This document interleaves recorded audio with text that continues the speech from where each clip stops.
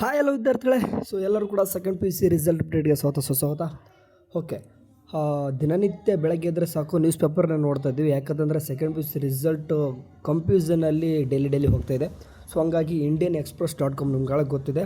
So one of the largest crowd ಇರತಕ್ಕಂಥದ್ದು ಇದು. So ಹಂಗಾಗಿ ಇವರು ಕೂಡ ಏನು ಮಾಡಿದ್ದಾರೆ ಅಂತಂದರೆ, ಈಗ ನಮ್ಮ ಕರ್ನಾಟಕದ ದ್ವಿತೀಯ ಪಿ ಯು ಸಿ ಫಲಿತಾಂಶ 2026 ಬಗ್ಗೆನೂ ಕೂಡ ಲೈವ್ ಅಪ್ಡೇಟ್ಸ್ಗಳನ್ನ ಬಿಡ್ತಾ ಇದ್ದಾರೆ. ಸೊ ಇದ್ರ ಬಗ್ಗೆ ನೋಡೋದಂತಂದರೆ ಇದರಲ್ಲಿ ಡೀಟೇಲ್ಸಾಗಿ ಅವರು ಸ್ಟಾರ್ಟಿಂಗ್ ಮೆನ್ಷನ್ ಮಾಡಿಬಿಟ್ಟವ್ರೆ. ಏಪ್ರಿಲ್ 9ಕ್ಕೆ ಏನಂತಂದರೆ ನಿಮ್ಮ ರಿಸಲ್ಟ್ ಅಂತಂದು. ಸೊ ಇದಕ್ಕೆ ಏನು ಅಂತ ಎಲ್ಲನೂ ಕೂಡ ಓಡಿದ್ರೆ ಇಲ್ಲಿ ಕೆಳಗಡೆ ಕಾಣಿಸ್ತಿದ್ರು ನೋಡಿ, KSEAB ಕರ್ನಾಟಕ 2ನೇ ಪಿ ಯು ಸಿ ಫಲಿತಾಂಶದ 2026 ದಿನಕ್ಕೆ ಲೈವ್ ಅಪ್ಡೇಟ್ಸ್ ಅಂತ ಬಂದುಬಿಟ್ಟು ಏನು ಮೆನ್ಷನ್ ಮಾಡಿದ್ರೆ, ಕರ್ನಾಟಕ ಶಾಲಾ ಪರೀಕ್ಷೆ ಮತ್ತು ಮೌಲ್ಯಮಾಪನ ಮಂಡಳಿ ಅಂದರೆ KSEB 2026 ಪೂರ್ವ ವಿಶ್ವವಿದ್ಯಾಲಯ ಪರೀಕ್ಷೆಯನ್ನು ಅಂದರೆ ಏಪ್ರಿಲ್ 9ರಂದು ಪ್ರಕಟಿಸಲಿದೆ ಅಂತಂದರೆ ಕನ್ಫರ್ಮ್ ಡೇಟ್ ಅಂತ ಎಲ್ಲ ಕೂಡ ಗೊತ್ತಾಗಿದೆ. ಇದು ಅಫಿಷಿಯಲ್ ಆಗಿ ಅಧಿಕಾರಿಗಳೇ ಮಾಡಿರ್ತಕ್ಕಂಥದ್ದು ಡೇಟು. ಯಾರು ಕೂಡ ಎಕ್ಸ್ಪೆಕ್ಟೇಷನ್ ಊಹೆಗಳು ಅದಿದಂತೆಲ್ಲ ಕನ್ಫರ್ಮ್ ಡೇಟ್ ಆಯಿತಾ. ಸೊ ಇದಕ್ಕೂ ಮೊದಲು ಏನು ಮಾಡಿದ್ರು ನಿಮ್ಗೆ ಗೊತ್ತಿರುವೆ, ಏಪ್ರಿಲ್ 7ಕ್ಕೆ ಅಂತ ರಿಸಲ್ಟ್ ಮಾಡಿದರು. ಬಟ್ ಎಲೆಕ್ಷನ್ಗೆ ಸಂಬಂಧಪಟ್ಟ ಹಾಗೆ ಅಥವಾ ಟೆಕ್ನಿಕಲ್ ಇಶ್ಯೂ ಅಂತಂದಾಗಿಬಿಟ್ಟು ನಿಮ್ದು ಏನಂತಂದರೆ ಜಸ್ಟ್ ಪೋಸ್ಟ್ಪೋನ್ ಆಗಿದೆ 2 ಡೇಸ್ ಆಯಿತಾ.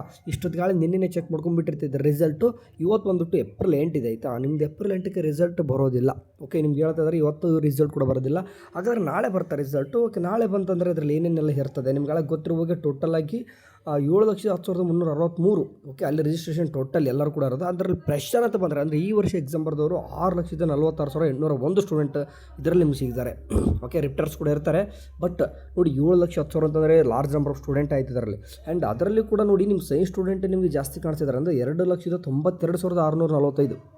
ಅಂದರೆ ಹತ್ತತ್ರ 3 ಲಕ್ಷ ಹತ್ತತ್ರ ಏನಾಗ್ತಾರೆ, ಬರೀ ಸೈನ್ಸ್ ಸ್ಟೂಡೆಂಟ್ ಏನಾದರೆ ಹೊಸ್ದಾಗಿ ಬರೆದವರಾಗಿದ್ದಾರೆ. ಓಕೆ, ಆ್ಯಂಡ್ ಅದರ ಜೊತೆಗೆ ಇದು 2,11,174 ಸ್ಟೂಡೆಂಟ್ ಯಾರಿದ್ದಾರೆ ಕಾಮರ್ಸ್ ಸ್ಟೂಡೆಂಟ್ ಆಗಿದ್ದಾರೆ. ಆ್ಯಂಡ್ 1,42,986 ಸ್ಟೂಡೆಂಟು ಯಾರಾಗಿದ್ದಾರೆ ಆರ್ಟ್ಸ್ ಸ್ಟೂಡೆಂಟ್.